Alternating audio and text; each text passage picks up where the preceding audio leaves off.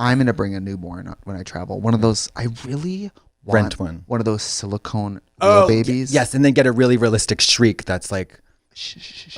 And then I'm wearing the breastplate. And they go, oh, somebody's fussy.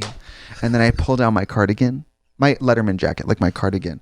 And I put my tit with the fake baby. You smother the baby with the tit. But I'm pressing the baby's face in so hard into it's being like eclipsed. Or maybe I'm not sure on how to breastfeed, so I'm actually motorboating the baby, and I'm like, she's fussy. I watched a little doc on people who have those fake babies. I mean, that seems a little diabolical to me. I mean, I have fashion dolls. A fashion doll is a far throw from a baby doll. Yeah, adults with baby dolls, that's a different world. You're going to the supermarket and you're like, man, shh, right? Yeah. Yeah. I have been for a long time looking for a specific doll. For Barbie collectors, owning a #1 Barbie from 1959, first edition, it's a big thing. It's a big thing. It's a big get. I finagle it. Yeah. I get it. It's in the mail. I've never had something so expensive be in the mail. I'm terrified. How did they send it? It was like certified quick shipping, and you had the signature. Yeah. Mm-hmm. So David and I are in the hot tub. We go in the hot tub for maybe 15 minutes. We miss the delivery. I go, oh, right. Great. Yeah. So then I have to go to the post office. I get it. It's in my hands. I get in the car. I start screaming because it hits me. It's in here. It's mine. And it's probably real. So I'm screaming. I'm going like this. Screaming. And David's like, okay. And we're driving home. Did you open it in the car? And I have to verify whether or not it's real. Yeah. No, how do you do that? Video. Okay. So I wait for video. Okay. And there's a few ways you verify it's real. There's little differences in the eye makeup, differences in the quality of the plastic, those markings on the feet. There's a few ways to identify a real #1. Everything checks out, and I'm just stunned. And I've never felt so happy in my life. That is big deal. Fascinating. So, what's the point of having it? I don't know. No, really, like what?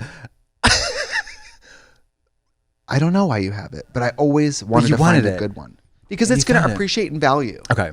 It came out in. Did you look at it? You just look at it? Yeah. When it first was sold, it was $2.50 in 1959. Some of those have sold on auction for $25,000. Holy shit! It appreciates in value. I'm curious about like you don't do anything with it. You certainly don't take it out of the package. Well, it's in the box, but dolls back then weren't like vacuum packed. They came like, here's the box, here's the thing in it. Yeah. It's not like now where dolls are wrapped in plastic. You don't play with it. No, you hide it in the dark, dry and cool with silica gel and like a humidor, like an old cigar. An old cigar, but that you never smoke. I think what I'm going to do is get a reproduction of it, like a newer one that looks like it, put it on display. And then when people ask, is this the original? I'm going to say, no. It's like in the Louvre where they're like, it's not the real Mona Lisa. It's not the real Mona Lisa, right.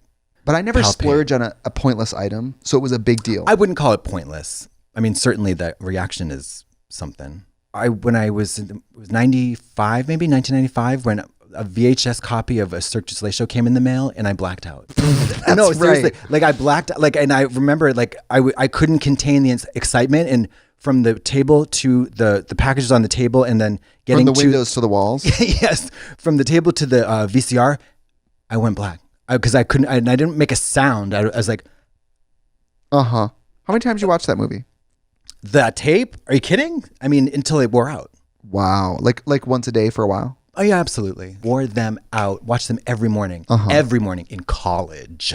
Do you remember when you went to see Cirque du Soleil and you realized it wasn't going to happen for you?